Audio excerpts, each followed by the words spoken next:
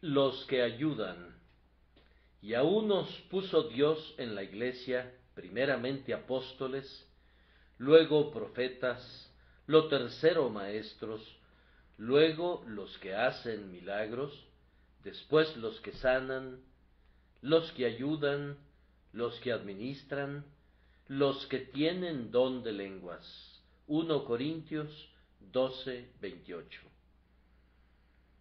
Según el apóstol Pablo, parece que quienes prestaban ayuda a la iglesia primitiva lo hacían de diferentes maneras, conforme a la diversidad de dones provenientes del propio Espíritu Santo. Nos dice que a unos puso Dios en la iglesia, primeramente apóstoles. Ellos debían ir de un lugar a otro para fundar iglesias y ordenar ministros. Luego había profetas, algunos de los cuales profetizaban y otros recibían el don de explicar las profecías. Enseguida se tenía lo tercero, maestros, que eran probablemente ya sea pastores establecidos en diversas iglesias para enseñar la palabra, o evangelistas que viajaban por doquier proclamando la verdad. A continuación dice, luego los que hacen milagros, después los que sanan, y el apóstol no olvida mencionar otra clase de personas, llamados los que ayudan. Ahora, yo supongo que en nuestra época sería sumamente difícil y casi imposible saber quiénes eran precisamente esas personas. Algunos han pensado que eran ministros asistentes que ocasionalmente ayudaban a los pastores establecidos tanto en la obra pastoral de visitas como también en la predicación ocasional de la palabra. Otros han pensado que se trataba de diáconos asistentes e incluso, tal vez, de diaconisas, un oficio que ciertamente era reconocido en las iglesias apostólicas. Otros, además, han supuesto que esos ayudantes servían de apoyo en el santuario, se encargaban de que los forasteros fueran alojados apropiadamente y administraban todos esos detalles que siempre deben ser vigilados por alguien vinculado a cualquier reunión de personas con cualquier propósito público del tipo que fuera. Pero fueran quienes fueran, y sin importar cuál función particular desempeñaran, parecieran haber sido un cuerpo útil de gentes dignos de ser mencionados en el mismo versículo que los apóstoles y maestros, e incluso ser nombrados conjuntamente con los que hacían milagros y con los que sanaban. Me parece que no eran personas que tuvieran alguna posición oficial, sino individuos que eran motivados únicamente por el impulso natural y por la vida divina en su interior, para hacer cualquier cosa y realizar todo aquello que ayudara al maestro, o al pastor, o al diácono en la obra del Señor. Eran la clase de hermanos que son útiles en cualquier parte, que siempre subsanan una brecha y se alegran cuando descubren que pueden ser útiles a la Iglesia de Dios en cualquier capacidad.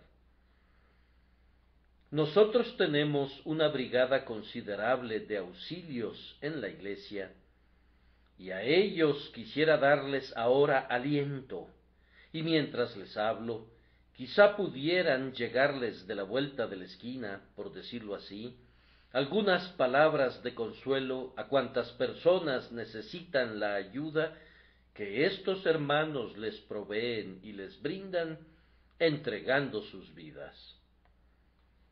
Me parece que John Bunyan, ese maestro de la alegoría y la experiencia cristianas, ha descrito una parte de la obra de estos ayudadores que es sumamente valiosa y sumamente requerida.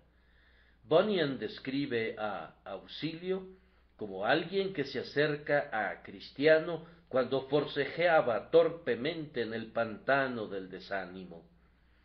Justo cuando el pobre hombre estaba a punto de hundirse, después de haber perdido pie en el pantano y darse cuenta de que, a pesar de todos sus esfuerzos, se estaba sumiendo más y más profundamente en el cieno, súbitamente vino a él una persona de quien Bunyan no nos dice nada más en todo el resto de su alegoría, cuyo nombre era Auxilio, quien, extendiendo su mano, le dijo algunas palabras de aliento y lo sacó del pantano, lo puso en el camino real del rey y afirmó su marcha.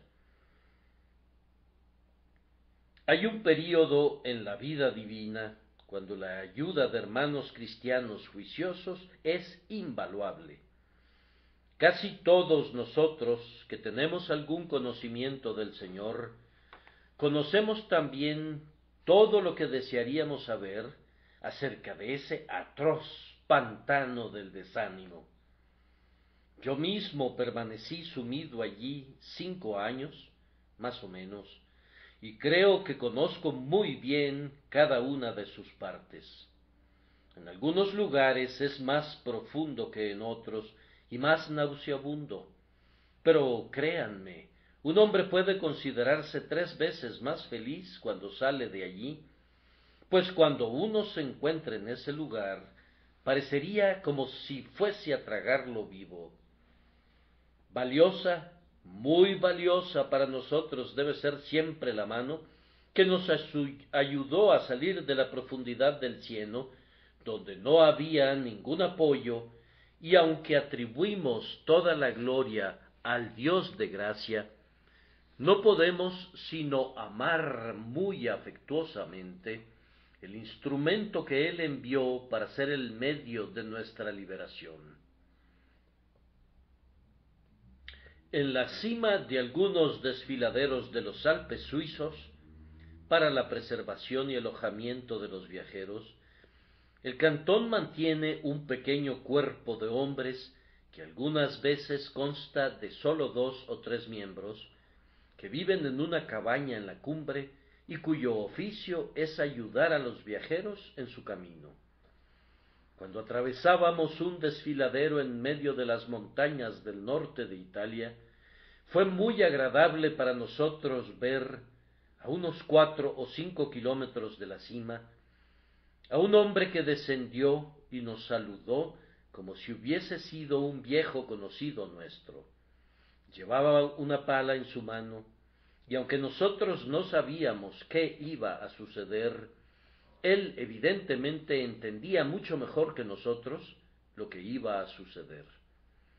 Pronto llegamos a un punto donde la nieve era profunda, y el hombre se dispuso a trabajar con su pala para limpiar la senda, y cuando llegamos a un tramo muy feo del camino, algunas personas de nuestro grupo fueron llevadas a cuestas por dicho sujeto. El oficio de ese hombre era cuidar a los viajeros, y pronto llegó otro de sus compañeros con vino y refrigerios, que fueron ofrecidos generosamente a quienes estaban agotados. Estos hombres eran los que ayudan, que pasaban su vida en aquella parte del camino donde se sabía que sus servicios serían requeridos.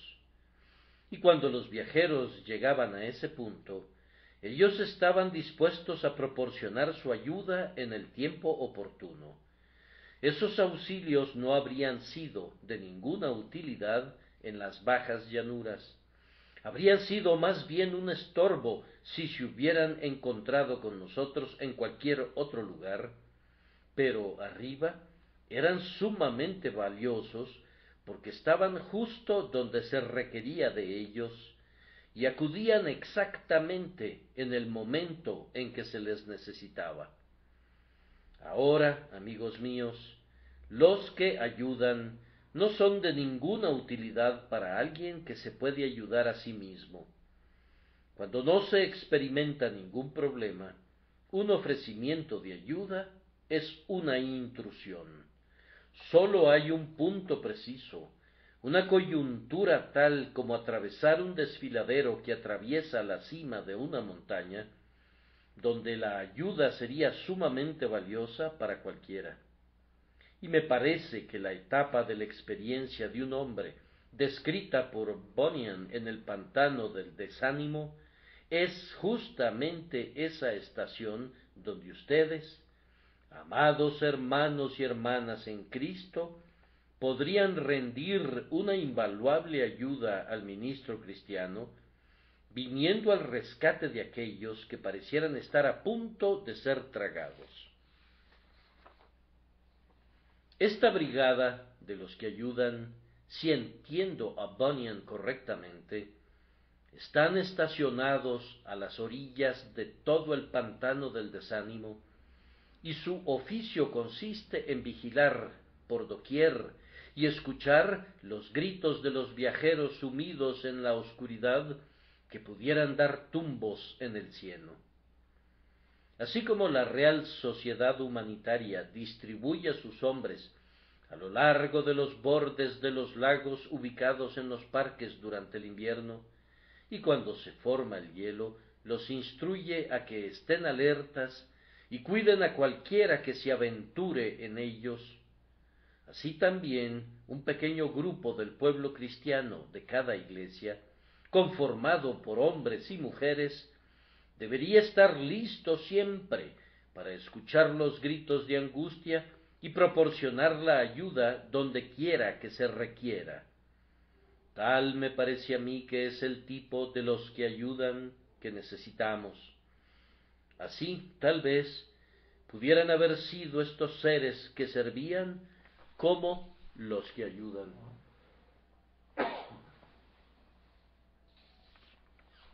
Antes que nada, quiero dar unas cuantas instrucciones a estas personas que son los que ayudan, relativas a cómo pueden auxiliar a los pobres pecadores a salir del pantano de la desconfianza. Después de una corta experiencia que he tenido ayudando a otros, yo recomendaría de entrada un curso particular. Cuando se reúnan con alguien que está desesperado y que piensa que no puede ser salvado, hagan que exponga su caso. Esto siempre ha de ser lo primero. Cuando Auxilio fue donde estaba Cristiano, no le extendió de inmediato su mano, sino que le preguntó: ¿qué haces allí? ¿Cómo te metiste allí? Les hace bien a los hombres exponer a otros su caso espiritual. La confesión a un sacerdote es un acto abominable, pero algunas veces la comunicación de nuestras dificultades espirituales a otra persona es en sí mismo un ejercicio sumamente provechoso para nosotros. Ustedes sabrán cómo tratar con ellos, y ellos sabrán mejor qué es lo que ustedes quieren si exponen sus necesidades.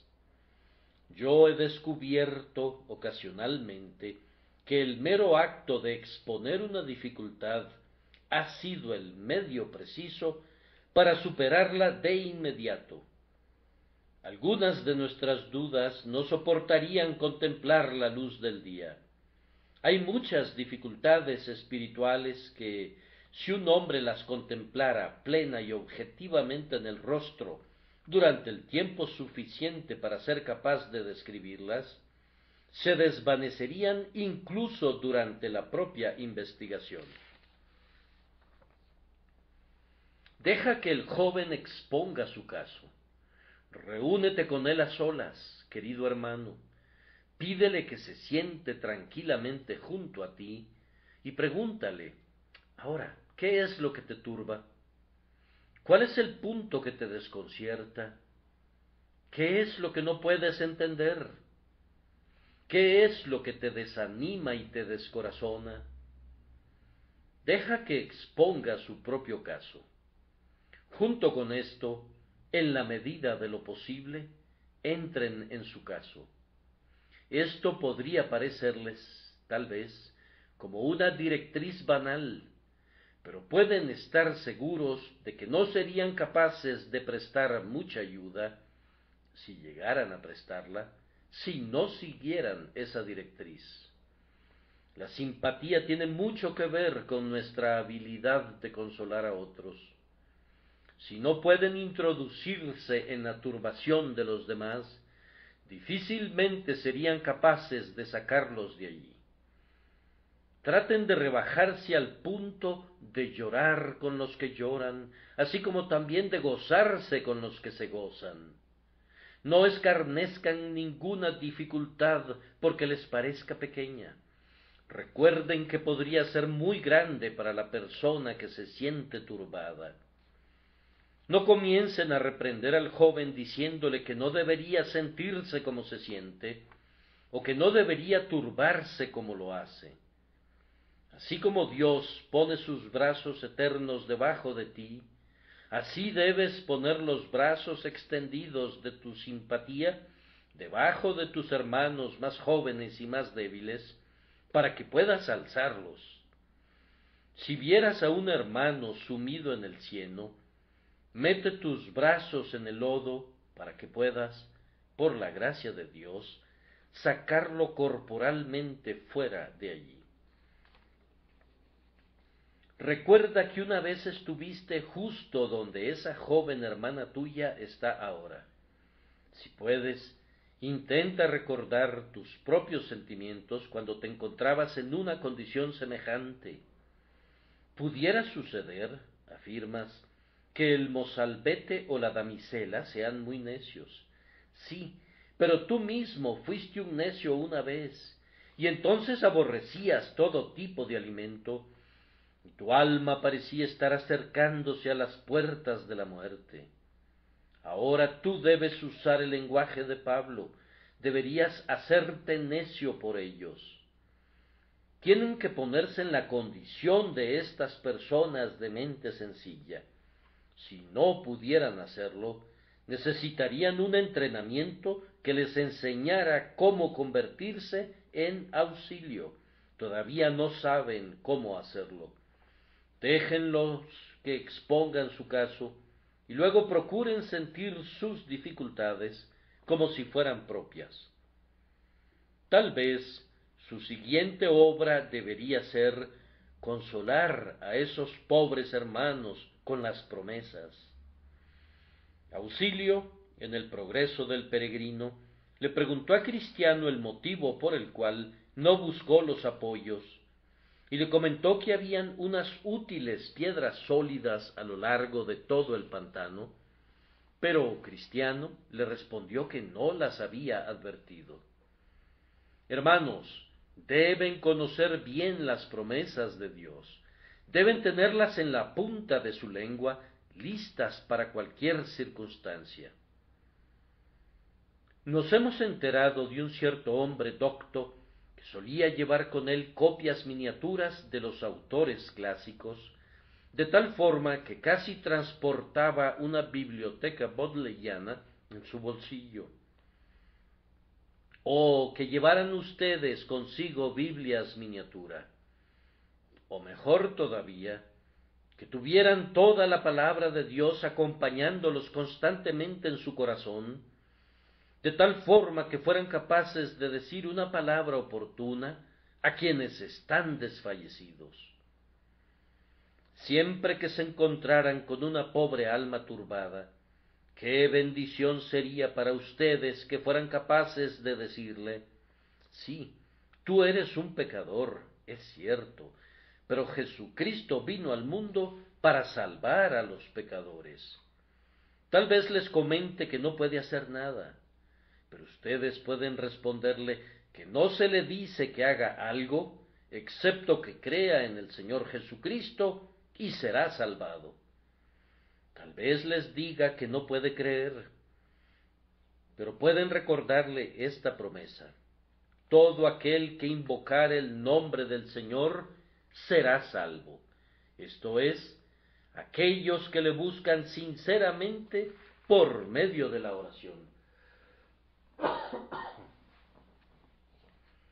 Algunos textos en la Biblia son como estrellas diversas en el cielo, como esas constelaciones de los cielos que son tan conspicuas que cuando el marinero las divisa una vez, muy pronto sabe dónde se encuentra, determina la latitud y la longitud de su propia posición cuando contempla atentamente uno de esos cuerpos celestiales.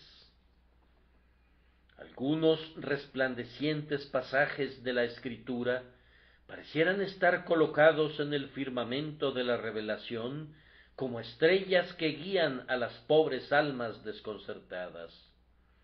Refiéranse a ellos, cítenlos con frecuencia, hagan que el pobre pecador fije sus ojos en ellos. Esa será una de las mejores maneras de ayudarle. Oh, si hubiese alguna pobre persona desesperada aquí presente esta noche, permítame que le cite unas grandiosas y poderosas promesas de nuestro Dios. Deje el impío su camino y el hombre inicuo sus pensamientos, y vuélvase a Jehová, el cual tendrá de él misericordia, y al Dios nuestro, el cual será amplio en perdonar. No retuvo para siempre su enojo, porque se deleita en misericordia. El que quiera, tome del agua de la vida gratuitamente. Estos tres textos son muestras de promesas por medio de las cuales ustedes, que son auxilios, pueden apoyar a los pecadores que se hunden. Después de esto, queridos amigos, intenten instruir más plenamente en el plan de salvación a quienes pudieran necesitar de su ayuda. El Evangelio es predicado cada domingo en cientos de púlpitos en Inglaterra, y sin embargo no hay nada que sea tan poco conocido o entendido en este país como la verdad que es en Jesús. Algunas veces, sin importar cuánto lo intente, el predicador no puede exponer con sencillez el simple Evangelio. Tal vez tú podrías ser capaz de hacerlo porque te adaptas a la comprensión de la persona que está ante ti. Dios es mi testigo de cuán sinceramente me esfuerzo siempre para decir con sencillez y claridad lo que expreso, pero mis modos peculiares de pensamiento y de expresión podrían no adaptarse a los casos de algunas personas en una concurrencia tan vasta como esta. Alguien más podría adaptarse a los casos que yo no puedo. Si mis hermanos y hermanas, los que ayudan, estuvieran activos constantemente, podrían explicar a menudo aquello en lo que yo más bien los confundo. Eso que podría no haber sido entendido como el predicador lo expuso, será comprendido si fuera explicado nuevamente por ellos. Si exponen lo mismo de otra manera, el pecador dirá: «Ah, ya lo veo, no pude entenderlo de la explicación del predicador, pero puedo entenderlo por tu explicación». Si quieren ayudar a las almas, muéstrenles al Salvador. No las atosiguen con asuntos irrelevantes, sino simplemente háblenles de inmediato acerca de la sangre preciosa. Eso es lo principal. Díganle al pecador que todo aquel que confíe en Cristo será salvado. No le deben mostrar la puerta angosta como lo hizo Evangelista. Esa no es la manera, sino muéstrenle la cruz al pecador.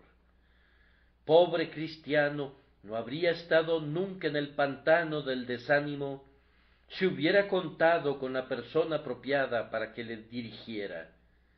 No reprendan a Evangelista, sino simplemente deshagan el daño que él hizo, guiando siempre al pecador al Calvario.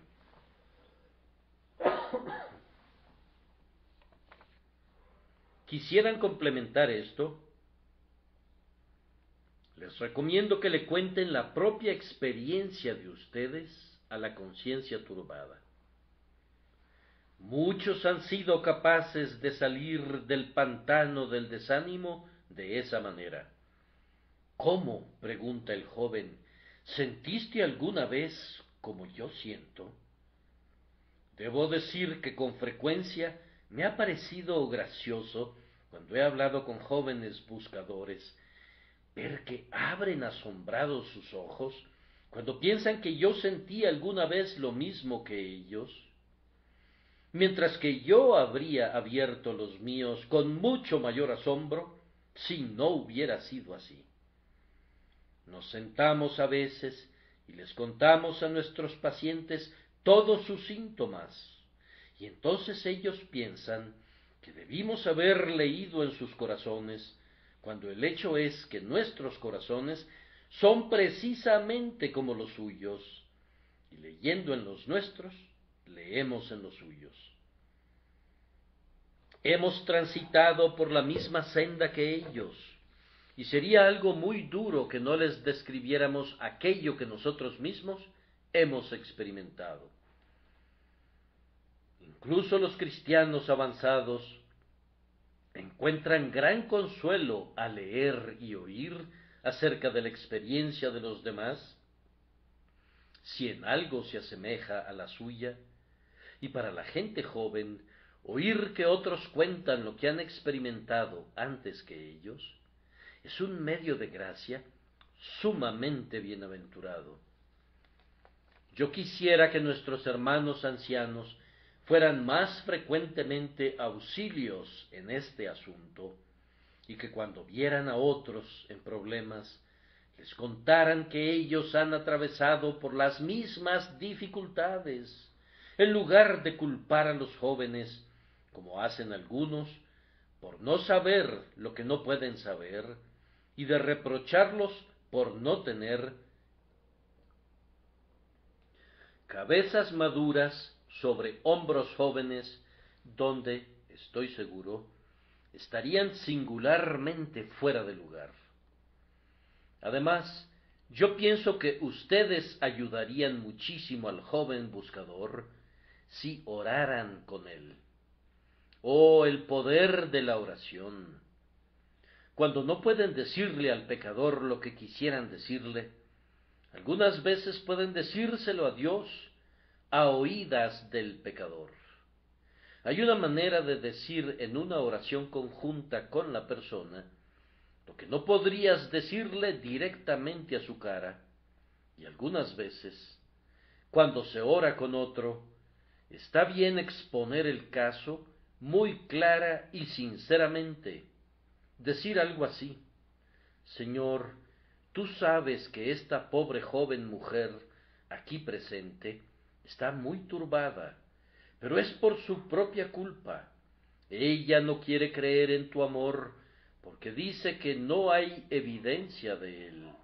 Tú lo has mostrado en el don de tu amado Hijo, pero ella persiste en querer ver algo más que fuera suyo sobre lo cual pudiera apoyarse, algunas buenas estructuras o sentimientos. Se le ha dicho muchas veces que toda su ayuda radica en Cristo y para nada en sí misma. Sin embargo, ella continúa buscando fuego en medio del agua y vida en los sepulcros de la muerte.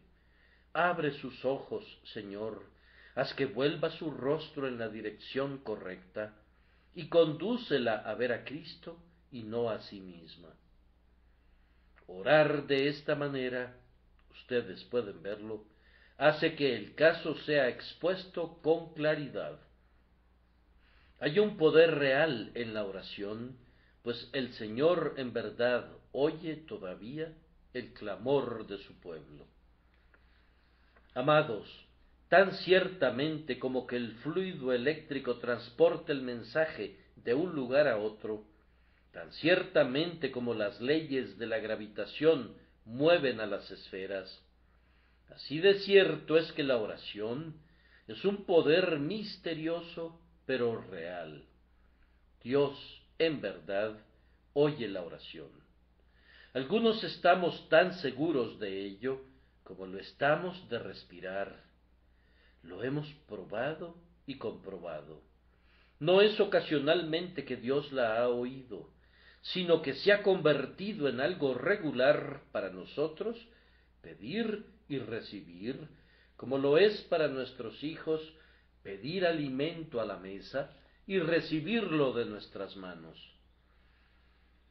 Yo difícilmente pensaría en intentar demostrar que Dios oye mi oración, ya sea demostrármelo a mí mismo o a cualquier otro. De tal manera se ha convertido en el hábito de mi vida saber que Dios oye la oración, que no tengo más duda de ello de la que tengo del hecho que si pierdo mi balance caeré, y de que el poder de la gravedad me afecta al caminar, al quedarme quieto, al levantarme y al acostarme. Entonces, yo les suplico que ejerciten este poder de la oración, y descubrirán con frecuencia que cuando ninguna otra cosa puede ayudar a un alma a salir de su dificultad, la oración lo hará. Queridos amigos, si Dios está con ustedes, no hay límites para su ayuda a los demás por medio del poder de la oración. Estas directrices, y no son muchas, quisiera que las conservaran en su memoria, como lo harían con las directrices de la Real Sociedad Humanitaria, referentes a la gente que ha estado en peligro de ahogarse. Me atrevería a decir que algunos de ustedes las han practicado durante tanto tiempo que las conocen bastante bien. Habiendo expuesto así cómo ayudar, ahora voy a describir a quienes pueden ayudar. No es cualquiera quien puede ayudar de la manera que lo he estado describiendo.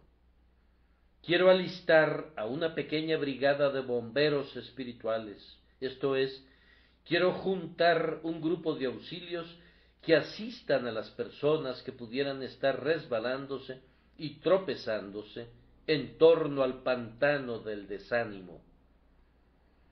La primera cosa esencial para un verdadero auxilio es que debe tener un corazón sensible. Hay algunas personas que parecieran estar preparadas a propósito, por la gracia divina, para ser ganadores de almas. Conozco a un hermano a quien una vez me aventuré a comparar con un perro de presa en cuanto a este asunto, pues tan pronto sospechaba que había algunas almas ansiosas, se ponía en alerta, y tan pronto oía acerca de un número de convertidos, iba hacia allá. Él parece embotado y pesado en cualquier otro momento, pero en el momento preciso, sus ojos destellan, su corazón palpita, su alma entera es conducida a la acción y se convierte en un nuevo hombre. En medio de los convertidos y de los buscadores es todo vida. Su alma coge fuego directamente. Y entre la diversidad de dones que proceden del mismo Espíritu, su don es evidentemente el de ayudar a las almas. Timoteo fue uno de esos hombres. De él dice Pablo: a ninguno tengo del mismo ánimo y que tan sinceramente se interese por vosotros. En la vida común, ustedes saben que hay personas que parecieran haber nacido para ser enfermeras. Hay otros, con toda seguridad, que no pueden hacer eso en absoluto. Si estuvieras enfermo, nunca querrías tenerlos a tu lado, aunque no te cobraran nada, e incluso te pagaran para que aceptes tenerlos a tu lado. Tienen muy buena intención, pero de alguna manera u otra pisarían con firmeza de un extremo a otro en tu habitación cada vez que se movieran, y con seguridad te despertarían. Y si hubiera la necesidad de tomar alguna medicina en la noche, te sabría todavía peor si ellos te la administraran. Pero seguramente has conocido a una verdadera enfermera, tal vez se trata de tu propia esposa, y nunca la oíste atravesar el cuarto cuando estabas enfermo, y nunca lo harías aun si te pusieras algún instrumento al oído equivalente al microscopio para el ojo, que magnifica la cosa más ínfima. Ella pisa tan suavemente que sería más fácil que oyeras el latido de su corazón que su pisada. Luego también ella entiende exactamente tus gustos y siempre sabe qué debe traerte. ¿Quién se enteró de una enfermera más apta para su trabajo que la señorita Nightingale? Pareciera como si ella no pudiera hacer otra cosa, y como si Dios la hubiera enviado al mundo a propósito, no sólo para que fuera una enfermera, sino para que pudiera enseñar ese oficio a los demás. Bien, exactamente lo mismo sucede en las cosas espirituales. He usado una ilustración casera para mostrarles lo que quiero decir.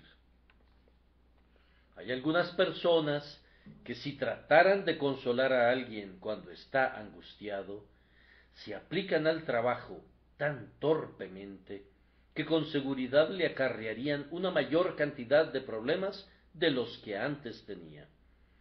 Realmente tienen buena intención y tratan de hacerlo lo mejor posible, pero no pueden hacer lo que ustedes necesitan. No es su trabajo, no son auxilios. Toman una barra de hierro para hacer algo que una pequeña ganzúa podría conseguir fácilmente, y hacen todo con un estilo tan extraño y torpe que es notorio que ellos no fueron hechos para ese trabajo. El auxilio verdadero para un alma angustiada es una persona que, aunque su cabeza no sea muy grande, posee un corazón cálido y grande. Es un hombre, de hecho, que es todo corazón. Se decía de Juan que era una columna de fuego de la cabeza a los pies. Ese es el tipo de hombre que el alma necesita cuando está tiritando en medio del frío invierno del desánimo. Yo conozco a tales hombres. Pido a Dios que prepare a muchos más y que nos dé a todos nosotros más de la ternura que había en Cristo, pues a menos que seamos hechos aptos para el trabajo de esa manera, nunca seremos capaces de hacerlo. Además, quien ayuda no solamente necesita un gran corazón, sino un ojo muy sensible. Hay una manera de obtener un ojo sensiblemente agudo con relación a los pecadores. Conozco a algunos hermanos y hermanas que, cuando están sentados en sus reclinatorios, casi podrían decir cómo está operando la palabra en aquellas personas sentadas junto a ellos. Algunas personas no pueden hacer eso, pero otros sí pueden, y además saben precisamente qué deben decirles a sus vecinos de asiento cuando el sermón termina. Entienden cómo decirlo, y si tienen que decirlo estando en el reclinatorio, o cuando bajan por las escaleras, o afuera, o si deberían esperar para hacerlo durante la semana. Parecieran poseer un instinto que les dice justamente qué hacer, cómo hacerlo y cuándo hacerlo. Oh, es algo bendito cuando Dios pone así vigías a lo largo de los límites del pantano del desánimo. Entonces, si tienen oídos dispuestos, oyen y pronto escuchan un chapoteo por allá en el pantano, y aunque estuviera muy oscuro y brumoso, van al rescate. Nadie más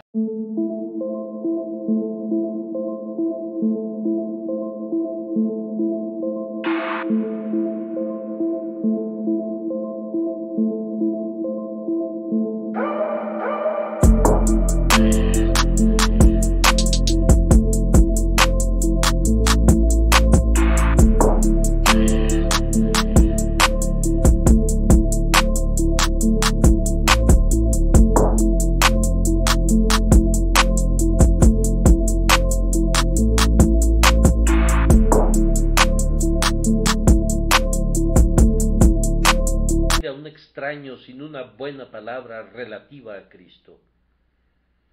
Yo oro para que perseveren en ese buen hábito, y el Señor los bendecirá, pues mientras el predicador tiene mucho que hacer en una congregación como esta, hay todavía más que hacer por medio de estos auxilios para llegar a la conciencia y hacer un bien al alma. Para el auxilio completamente eficiente, denme un hombre con un rostro amoroso. Nosotros no confeccionamos nuestros propios rostros, pero yo no creo que un hermano haga mucho con los buscadores ansiosos si está habitualmente ceñudo. La alegría se ensalza a sí misma, especialmente ante un corazón turbado. Nosotros no necesitamos frivolidad. Hay una gran diferencia entre alegría y frivolidad. Yo siempre podría contarle lo que siento a un hombre que me mira con dulzura, mucho mejor de lo que podría decírselo a uno que con un aire oficial me habla como si constituyera su único oficio inquirir en mis asuntos privados y descubrir todo acerca de lo que soy y dónde he estado. Hagan su labor suavemente, gentilmente, afectuosamente. Dejen que su rostro alegre exprese que la religión que tienen es digna de poseerse, que los alegra y los consuela, y entonces esa pobre alma que está en el pantano del desánimo tendrá alguna esperanza de que la alegre y la consuele. Sinceramente, también, permítanme recomendarles tener un pie firme. Si tengo que ir para sacar a un hermano del pantano, he de saber cómo pararme firme yo mismo, o de otra manera, mientras estoy tratando de sacarlo a él, yo podría caer adentro. He de recordar que al oír las dudas de los demás, se pueden generar las mismas dudas en mi propia mente, a menos que yo esté firmemente establecido en cuanto a mi propio interés personal en Cristo Jesús. Si quieres ser útil, no debes estar dudando y temiendo siempre. La plena seguridad no es necesaria para la salvación, pero es muy necesaria para tu éxito como un auxilio para los demás. Yo recuerdo que cuando enseñaba en la escuela dominical, procuraba que uno de los muchachos de mi clase mirara al Salvador. Él parecía angustiado y me preguntó: «Maestro, ¿es usted salvo?». Yo respondí que sí. «¿Pero está seguro de que lo es?», me dijo. Y aunque no le respondí de inmediato, sentí que no podía decirle con seguridad que ciertamente había salvación en Jesucristo, a menos que lo hubiera probado por mí mismo y tuviera la seguridad de ello. Procuren tener un apoyo firme, queridos hermanos, y así serán más útiles en torno a los límites del pantano que si estuvieran resbalando continuamente. Luego, puesto que tienen que desempeñar sus oficios en torno a este pantano, procuren conocerlo muy bien, procuren descubrir sus peores partes y dónde es más profundo. No tendrán que ir lejos para lograrlo. Probablemente ustedes mismos ya han estado en él y por ello conocen algo de él, pero si no, pueden informarse con uno y con otro para saber cuál parte es la peor. Procuren entender, si pueden, la filosofía mental del desaliento. No me refiero a hacerlo estudiando a Douglas Stewart y a otros escritores que hablan sobre la filosofía mental, sino mediante una experiencia real del corazón. Procuren adquirir un conocimiento práctico de las dudas y temores que agitan a las almas que se acercan. Cuando hayan hecho esto, yo espero que el Señor les dé, pues la necesitarán si han de volverse muy útiles, una buena mano fuerte para asir al pecador. Jesucristo no sanó a los leprosos sin tocarlos, y nosotros no podemos hacer bien a otros hombres permaneciendo a una distancia de ellos.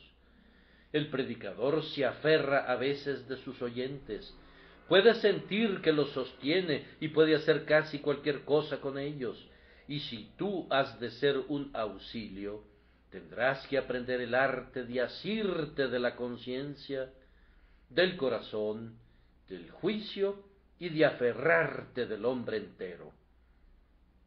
Una vez que te aferres de un corazón angustiado, no lo dejes ir nunca.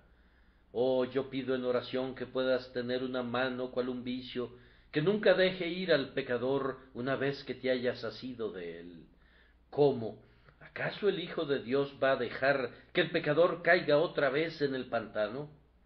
No, no mientras la roca sobre la que está se mantenga firme y mientras pueda sostener al pecador por medio de las manos, de la oración y de la fe. Que Dios te enseñe a sostener a los hombres por el amor, por la simpatía espiritual y por la pasión por las almas, de tal forma que no los sueltes. Además, si quieres ayudar a otros a salir del pantano del desánimo, tienes que tener una espalda flexible. Si permanecieras tiesamente erguido, no podrías sacarlos. Debes inclinarte a donde está el hombre. Allí está él. Casi se ha hundido. El cieno le está llegando casi a su cabeza.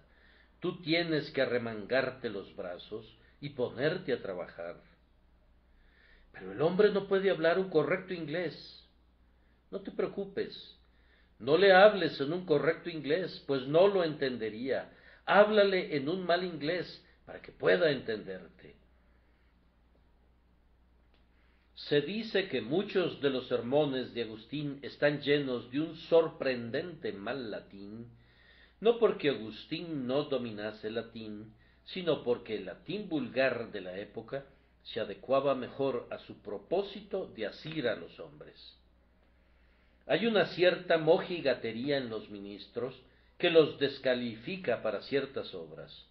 No pueden hacer que su boca exprese una verdad en un lenguaje que las vendedoras de pescados entenderían. Bienaventurado es el hombre cuya boca dice la verdad de tal manera que las personas con las que habla la entienden. Pero la dignidad del púlpito, dice uno. Bien, ¿y qué es eso? La dignidad de un carro de guerra radica en los cautivos que son arrastrados bajo sus ruedas, y la dignidad del púlpito radica en el número de almas convertidas a Dios. No me hables de tu fina jerigonza, de tus palabras al estilo de Johnson, de tus arrolladores párrafos. No hay dignidad en ninguna de estas cosas si pasan por encima de la cabeza de tus oyentes.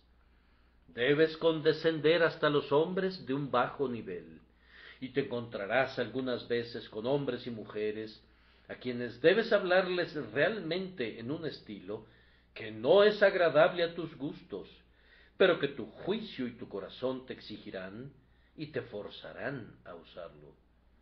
aprende a inclinar tu espalda. No vayas a una humilde casa de la manera que una fina dama acude para visitar a la gente pobre. Anda y siéntate en una silla, o siéntate en una valla si no hay espinas. Siéntate cerca de la buena mujer, incluso si está muy sucia, y háblale no como su superior, sino como su igual. Si hay algún mozuelo jugando a las canicas y quieres hablarle, no tienes que apartarlo de su juego, ni mirarlo hacia abajo desde una abominable altura, como lo haría un maestro de escuela, sino más bien comienza con unas cuantas expresiones festivas y luego deja caer en sus oídos alguna frase más seria. Si quieres hacer bien a la gente, tienes que rebajarte hasta el lugar donde están. De nada sirve predicar excelentes sermones a hombres que se están ahogando. Antes bien, llega hasta el borde de la piscina, extiende tus brazos y trata de sacarlos. Estas, realmente así lo pienso, son algunas de las cualidades de un verdadero auxilio.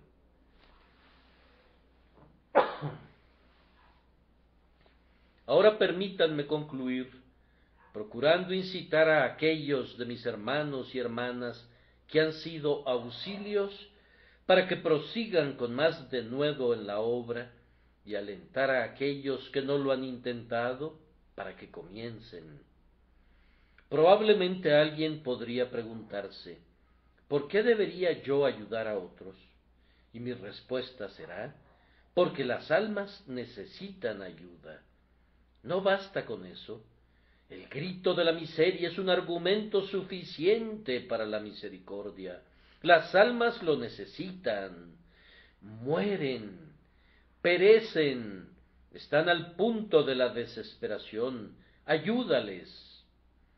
La semana pasada circuló en los periódicos una historia de un hombre que fue encontrado muerto en una zanja y que había permanecido allí durante 6 semanas.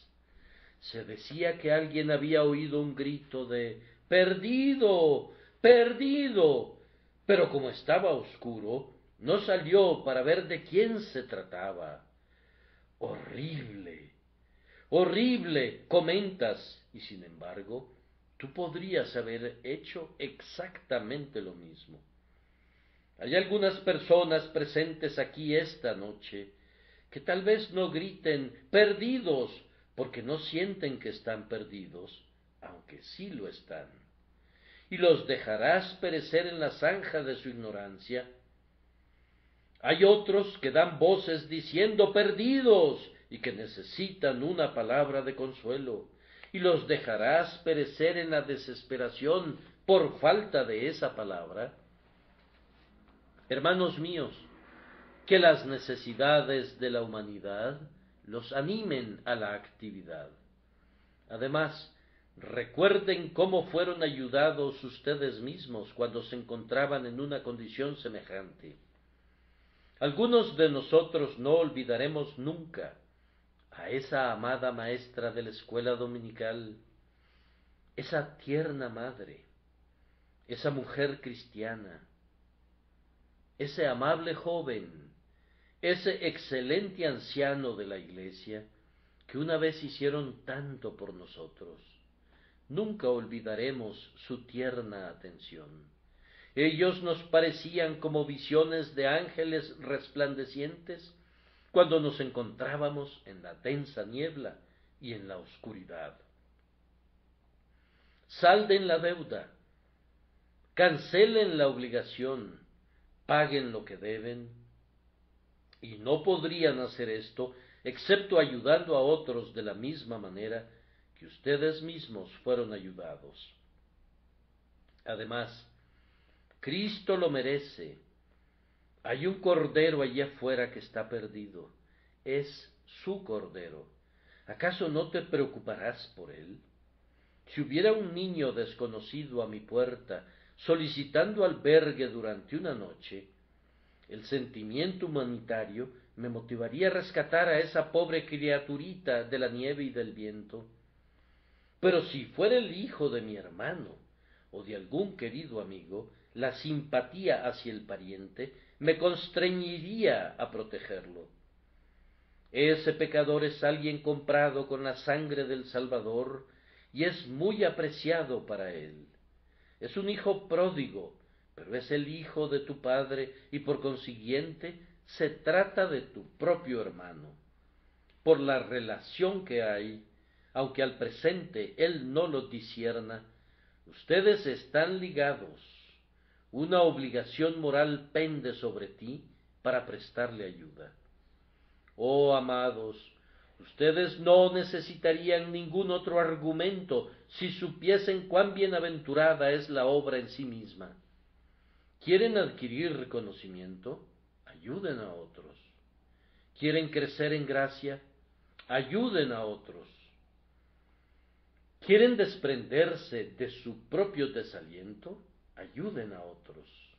Ayudar a otros aviva el pulso, aclara la visión, vuelve valerosa el alma. Ayudar a otros en el camino al cielo confiere 1000 bendiciones sobre sus propias almas. Cierren las corrientes de su corazón y se volverán repulsivas, estancadas, pútridas y fétidas. Dejen que fluyan las corrientes y serán frescas y dulces y brotarán continuamente. Vivan para otros y vivirán 100 vidas en una. Para una bienaventuranza se recomienda adoptar la diligencia y divorciarse de la ociosidad. Pero si eso no bastara, pienso que puedo decir que tú eres llamado a esa obra. Tu Señor te ha contratado. No te corresponde a ti elegir cuidadosamente lo que harás. Él te ha dado tus talentos y tú tienes que cumplir lo que Él te ordene. Entonces, esta noche, antes de salir de esta casa, procuren desempeñar algún servicio práctico para su maestro, pues Él los ha llamado para eso. Si no lo hicieran, probablemente recibirán la vara de la corrección. Si no ayudan a otros, Dios los tratará como los hombres tratan a sus mayordomos, que no hacen un uso correcto de los bienes confiados a ellos. Su talento les podría ser quitado. La enfermedad podría estar aguardándolos, ya que no son activos mientras gozan de salud. Podrían ser llevados a la pobreza, porque no hacen un uso adecuado de las riquezas. Podrían ser conducidos a una desesperación más profunda, porque no han ayudado a las almas que desesperan. El sueño de Faraón se ha visto cumplido con frecuencia.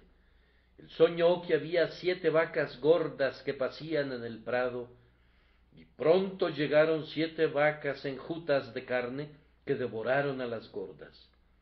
Algunas veces, cuando ustedes están llenos de gozo y paz, son holgazanes y ociosos, y no hacen ningún bien a los demás.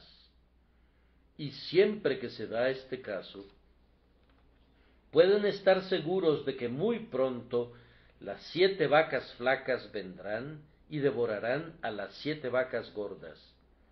Pueden estar muy seguros de que esos días enjutos, en los que no hacen nada por su Señor, esas oraciones enjutas, esos enjutos domingos, devorarán a los domingos gordos, a sus gordas gracias, a sus gozos gordos, y entonces, ¿dónde estarán? Además de todo esto, nosotros nos estamos acercando al cielo y los pecadores se están acercando al infierno. El tiempo en que podemos ganar almas sirviendo a Cristo se está acortando. Los días de algunos aquí serán muy escasos y no podrían ser muchos para ninguno de nosotros. Oh, pensemos en la recompensa. Dichoso es el espíritu que ha de oír a otros decir cuando entre a las regiones celestiales: Padre mío, te doy la bienvenida. almas sin hijos en la gloria, que nunca fueron hechas una bendición para otros en la tierra, seguramente se perderán del cielo de los cielos, pero aquellos que han llevado a otros a Cristo tendrán, en adición a su propio cielo, el gozo de la simpatía con otros espíritus para quienes fueron un instrumento de bendición. Yo quisiera poder expresar lo que quiero decir en palabras que penetraran quemando en sus corazones. Necesito que cada miembro de esta iglesia sea un obrero. No necesitamos ningún zángano. Si cualquiera de ustedes quiere comer y beber y no hace nada, cuenta con suficientes lugares en cualquier otra parte donde puede hacerlo. Hay por todos lados reclinatorios vacíos. Vayan y ocúpenlos, pues nosotros no los necesitamos. Cada cristiano que no sea una abeja es una avispa. Las personas más pendencieras son las más inútiles, y quienes son más felices y pacíficos son generalmente aquellos que están trabajando más para Cristo. Nosotros no somos salvados por obras, sino por gracia, pero debido a que somos salvos, deseamos ser instrumentos para llevar a otros a Jesús. Quisiera motivarlos a que se incorporen a ayudar en esta obra. Ancianos, jóvenes, y también ustedes, hermanas mías, y todos ustedes, de acuerdo a sus dones y experiencia, ayuden. Quiero hacerles sentir esto. Yo no puedo hacer mucho, pero puedo ayudar. No puedo predicar, pero puedo ayudar. No puedo orar en público, pero puedo ayudar. No puedo ofrendar mucho dinero, pero puedo ayudar. No puedo funcionar como un anciano o un diácono, pero puedo ayudar. No puedo brillar como una brillante estrella particular, pero puedo ayudar. No puedo servir al Señor yo solo, pero puedo ayudar. Hay un texto sobre el cual un antiguo puritano predicó una vez un sermón muy singular. Sólo había 2 palabras en el texto, y esas palabras eran y Bartolomé. La razón por la que escogió ese texto era que el nombre de Bartolomé nunca es mencionado solo, pero siempre se dice de él que estaba haciendo algo bueno junto con alguien más. Él no es nunca el actor principal, sino siempre es el segundo. Bien, que este sea su sentir, que si no pueden hacerlo todo ustedes, harán lo que puedan por ayudar. No nos reunimos esta noche como una junta de consejo para presentar diplomas para tales discípulos que a través de muchas sesiones de labor los han ameritado. Yo confiero en ustedes que han aprovechado bien sus oportunidades el sagrado título de auxilios. Algunos más los tendrán cuando los hayan merecido. Vayan y gánenselos. Que Dios nos conceda que pueda ser su gozo vestir la santa vestimenta de la caridad, con flecos de humildad, y entrar en el cielo alabando a Dios por haberles ayudado a ser auxilios para otros.